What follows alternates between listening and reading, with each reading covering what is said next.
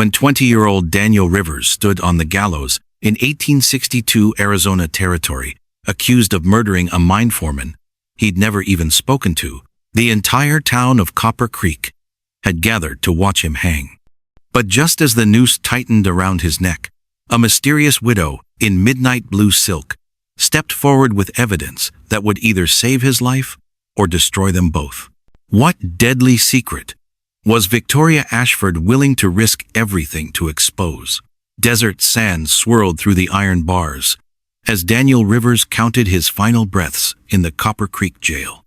20 years old and innocent as a newborn calf, he pressed his face against the cold metal and watched townspeople gather in the square below. They came carrying picnic baskets and folding chairs, treating his hanging like a county fair. The Arizona Territory in 1862 was no place for the weak. Daniel had learned this truth the hard way when both parents died of fever 2 winters back, leaving him with nothing but calloused hands and a strong back. He'd worked the silver mines for scraps, slept in the church when Pastor Williams took pity, and never caused trouble for anyone. Yet here he sat, accused of crushing Foreman Calloway's skull with a hammer. "Ain't right," muttered old Pete through the cell window. The grizzled prospector had known Daniel since childhood. Boy wouldn't hurt a fly, let alone kill a man over gambling money. Sheriff Garrison looked up from cleaning his rifle. "Evidence don't lie, Pete.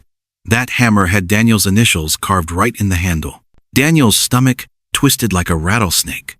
Someone had stolen that hammer from his toolkit 3 days before the murder. He'd told the sheriff, but paperwork meant nothing when a town wanted justice served quick and bloody. The sound of sawing wood drifted through the window. 2 carpenters worked on the gallows platform, measuring twice and cutting once. They took pride in their work, even when building death traps. "How long?" Daniel whispered. 2 hours till noon," Garrison replied without looking up. "Judge Crawford wants this finished before the territorial marshal arrives tomorrow." Daniel closed his eyes and tried to pray, but the words stuck in his throat like desert thorns.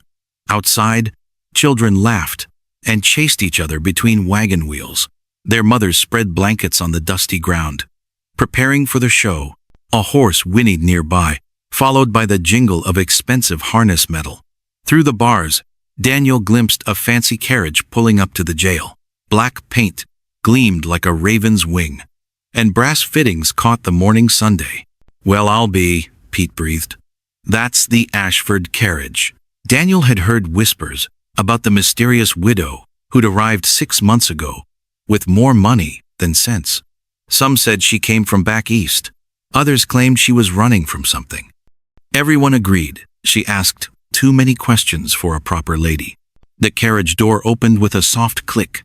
"This ought to be interesting," Sheriff Garrison muttered, setting down his rifle. Daniel's heart hammered against his ribs. In 2 hours, he'd be dancing at the end of a rope.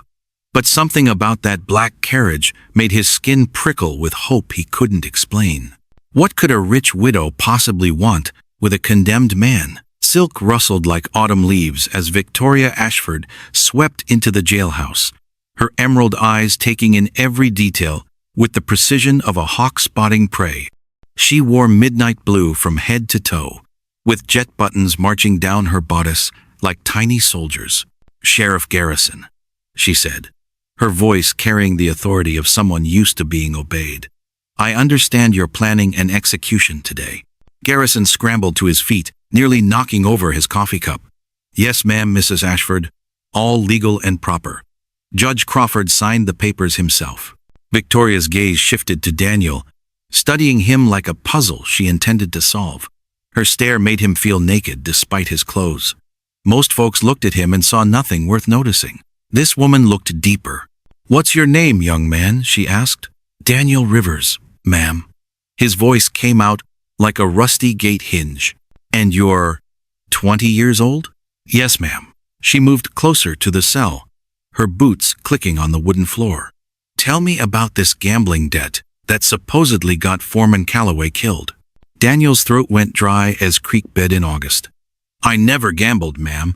Never had money for such foolishness." "Interesting." Victoria pulled out a small leather notebook and flipped through pages covered in neat handwriting.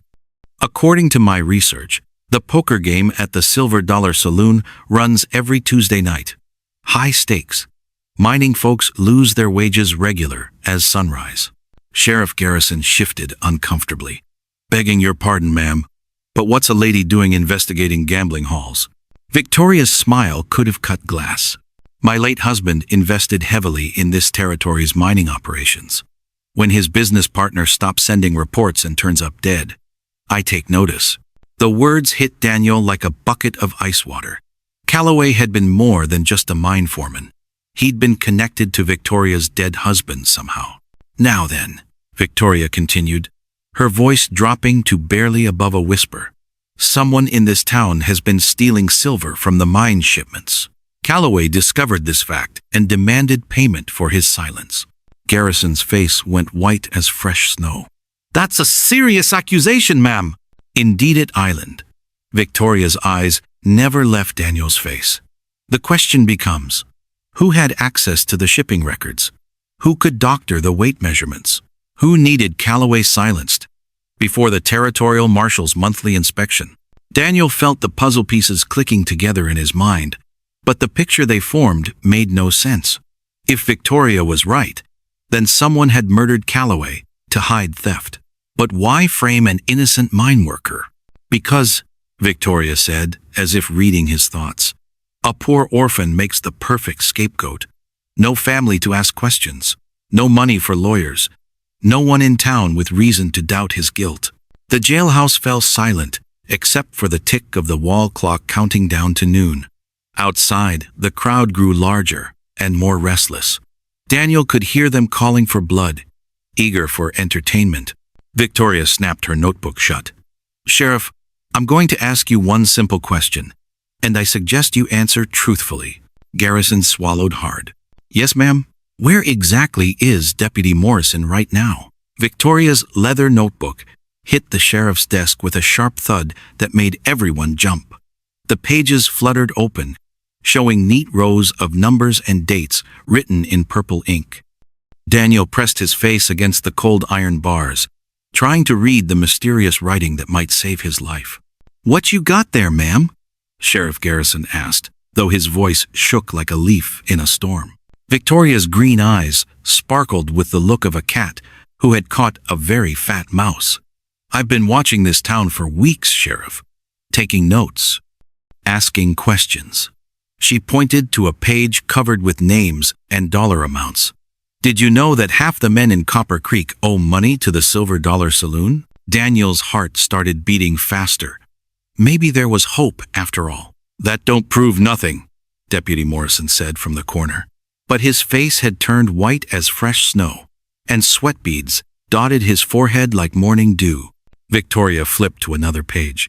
Foreman Calloway wasn't just collecting debts, gentlemen. He was keeping records of everyone who couldn't pay. Very detailed records. She ran her finger down a long list. Judge Crawford owes $30. Doc Henley owes $25. And Deputy Morrison. She paused for effect. $215. The room went quiet as a graveyard at midnight. Daniel could hear his own breathing, along with the tick-tock of the old clock on the wall. Outside, hammering sounds continued as workers finished building what was supposed to be his death trap. Morrison's hand moved toward his gun, but Sheriff Garrison stepped between them. Now hold on there, Morrison. Let the lady finish talking. Victoria smiled, but it wasn't a nice smile. It was the smile of someone who held all the cards in a poker game. There's more, Sheriff. Much more.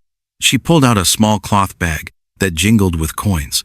I found this hidden under a loose floorboard in the deputy's room at the boarding house. 37 silver dollars.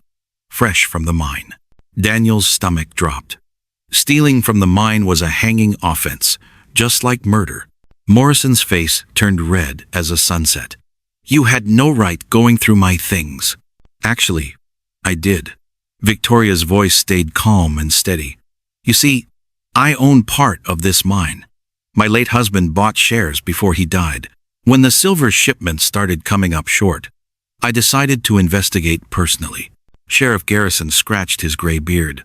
Are you saying Morrison's been stealing silver?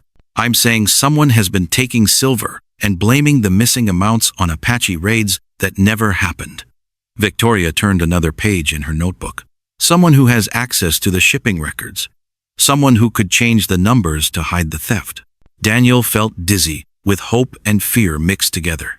If Victoria was right, then maybe he wouldn't hang after all. But if she was wrong, they might both end up dead. Morrison's hand was now resting on his gun handle. This is crazy talk. From a grieving widow who don't know what she's saying. Then explain the silver coins, deputy, Victoria said quietly. Explain why they match the dates of the missing shipments perfectly.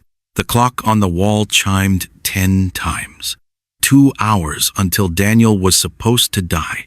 But now, for the first time in 3 days, death didn't feel like a sure thing. Church bells rang across Copper Creek, calling people to witness what they thought would be Daniel's final moments. But inside the jailhouse, everything had changed. Victoria stood like a general planning a battle, while Morrison paced back and forth like a trapped animal. You can't prove nothing, Morrison said for the 10th time. Finding some coins don't make me a killer. Sheriff Garrison was reading Victoria's notebook, his eyes getting wider with each page. Morrison, these records show exactly when silver went missing, and exactly when you made payments at the saloon. The dates match up perfect. Daniel watched through his cell bars as more people gathered outside. Some carried picnic baskets, planning to make his hanging into a family event. Others held signs calling for justice. Nobody knew that justice might be about to take a very different turn.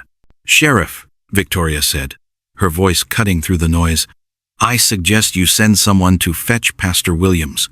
Despite his illness, he might remember more than we think. Pastor's been sick with fever for days, Garrison replied. Doc says he's been talking to people who ain't there. Victoria's eyebrows went up. How convenient. Tell me, who brought the pastor his meals while he's been sick? Morrison stopped pacing. His face went from red to pale in 2 seconds flat. I did, Morrison said slowly. I was just being neighborly. Of course you were. Victoria opened her notebook to a fresh page. And I suppose it was just neighborly when you gave him medicine that made him confused and forgetful right before Daniel needed an alibi? Daniel's mouth fell open.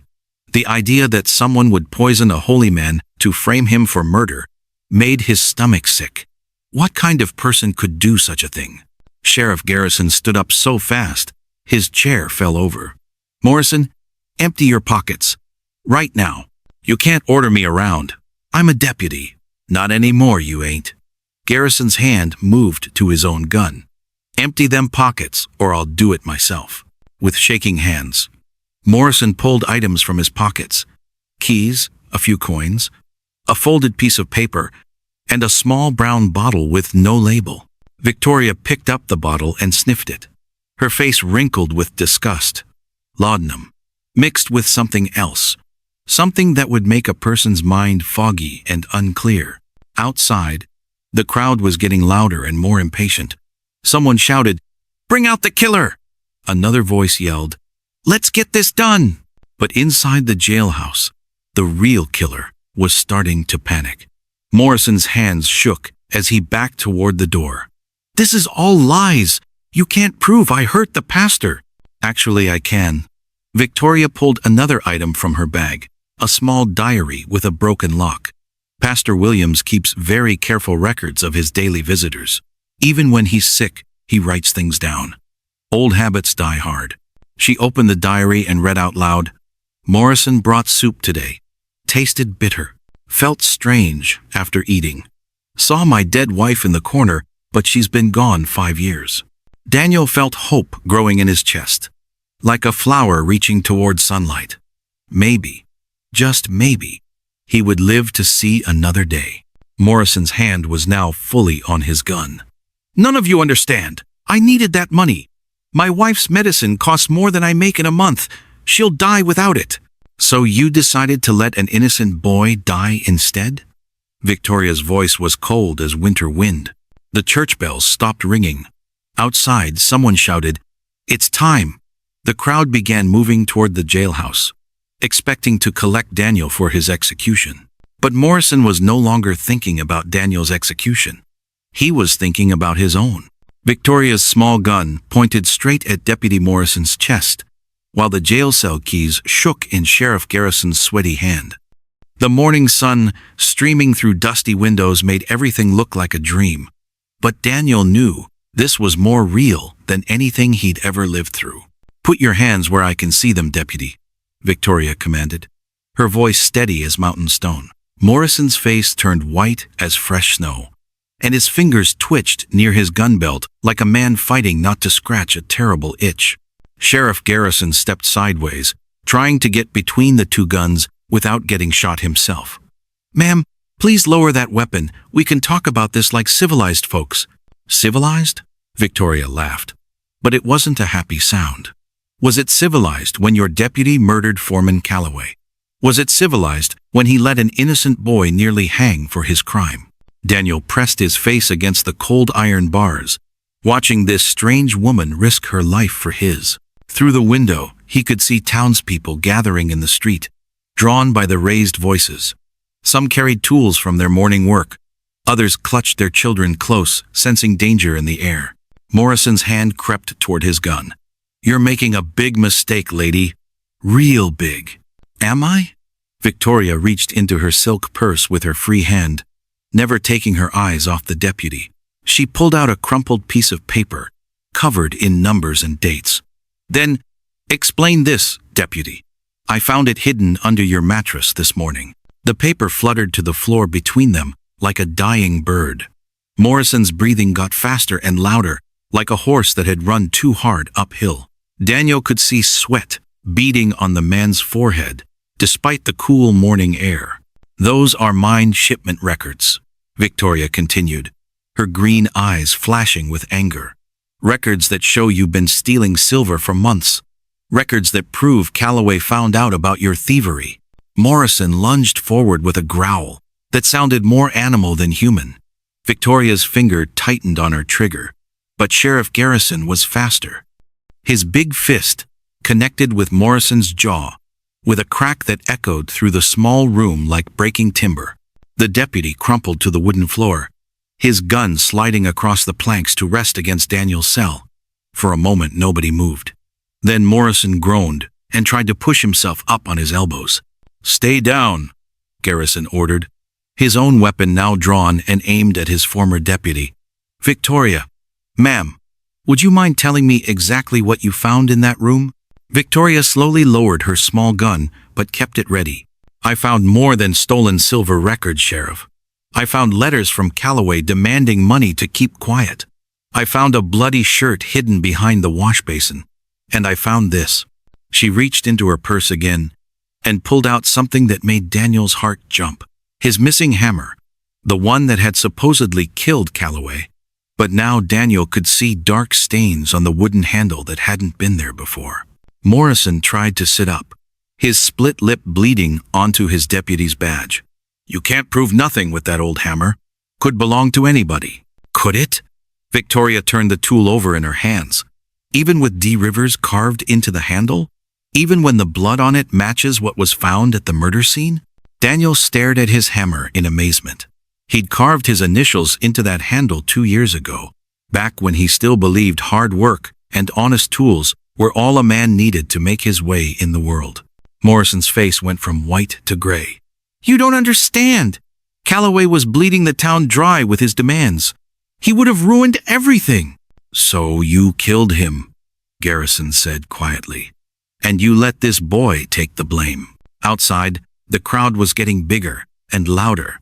Daniel could hear angry voices mixing with confused questions.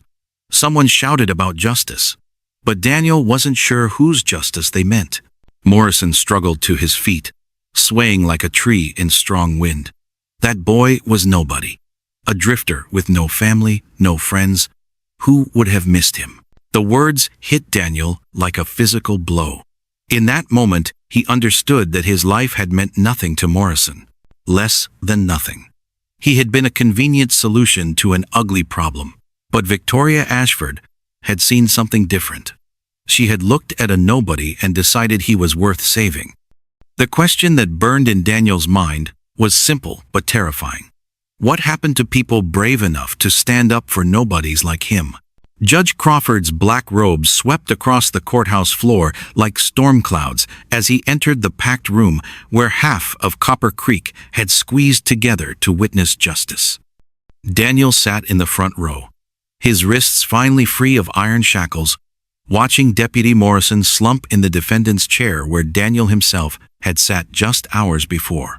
The afternoon heat made everyone restless and sweaty, but nobody dared leave. This was the most excitement Copper Creek had seen since the Apache raids of 1859, and folks weren't about to miss the ending. "This court will come to order," Judge Crawford announced, his voice booming over the whispered conversations. His gray beard quivered with barely controlled anger as he glared down at Morrison. "Deputy Morrison, you stand accused of murder, theft, and conspiracy to commit fraud. How do you answer these charges?"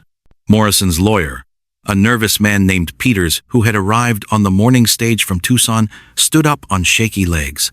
"Your Honor, my client pleads not guilty by reason of temporary madness brought on by financial hardship." A rumble of angry voices swept through the courtroom like thunder before a storm. Daniel turned to look at Victoria, who sat beside him in her best black dress.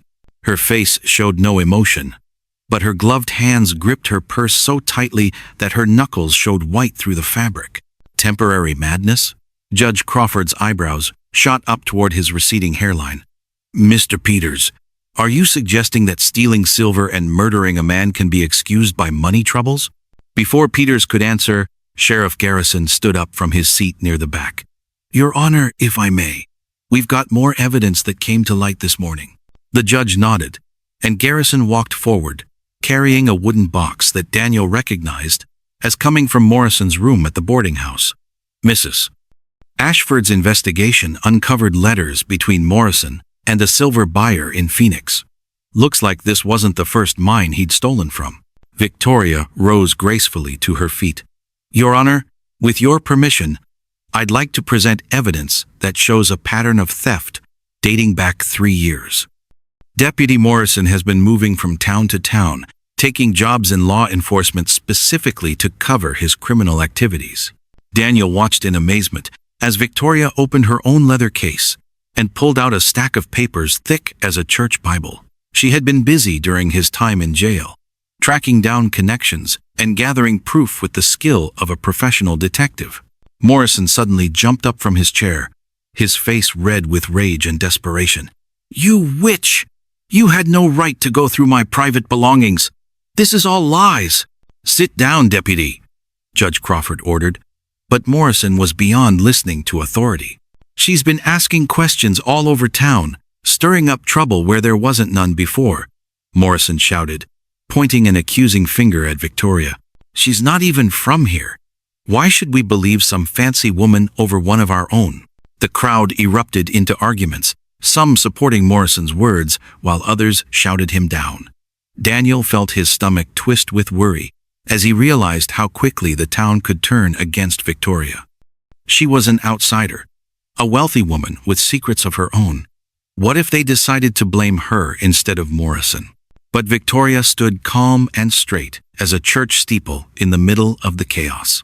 When Judge Crawford finally restored order with his gavel, she spoke in a voice that carried to every corner of the room. "I came to Copper Creek because my husband invested his life savings in this mine," she said simply. "When his letters from Foreman Calloway stopped coming, I knew something was wrong. I didn't come here to stir up trouble. I came here to find the truth." She turned to face Morrison directly. "The truth is that you murdered a good man to cover your crimes. The truth is that you were willing to let an innocent boy die to protect yourself.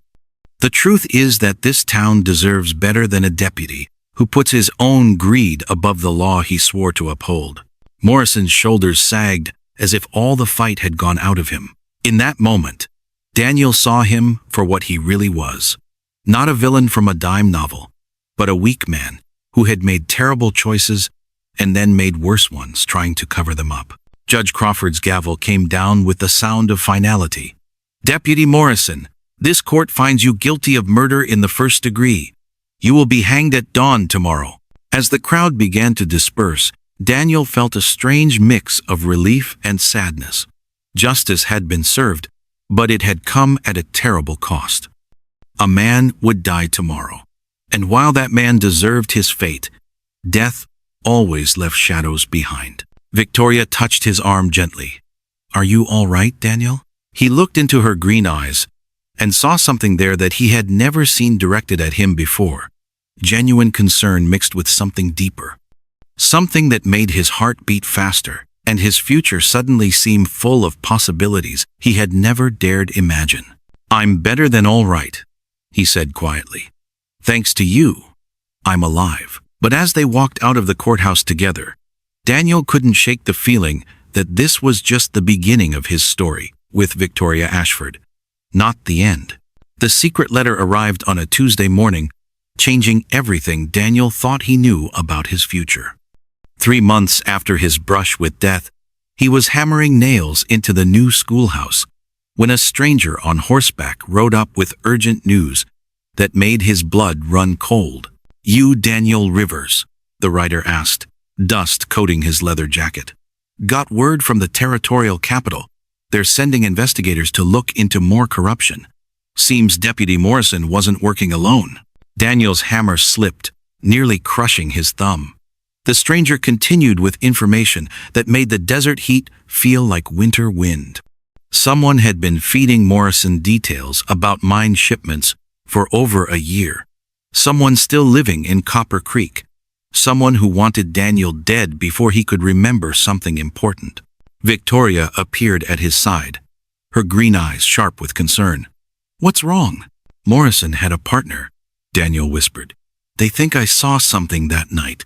Something I don't even remember seeing." The stranger handed Victoria a sealed envelope. "Federal marshals are coming next week. They'll want to question everyone who knew Foreman Calloway." "But, ma'am, there's been talk in other towns." "Someone's putting bounty money on Mr. Rivers' head. $500 for the man who killed the witness." Victoria's face went pale beneath her feathered hat. Around them, the peaceful construction site suddenly felt exposed and dangerous.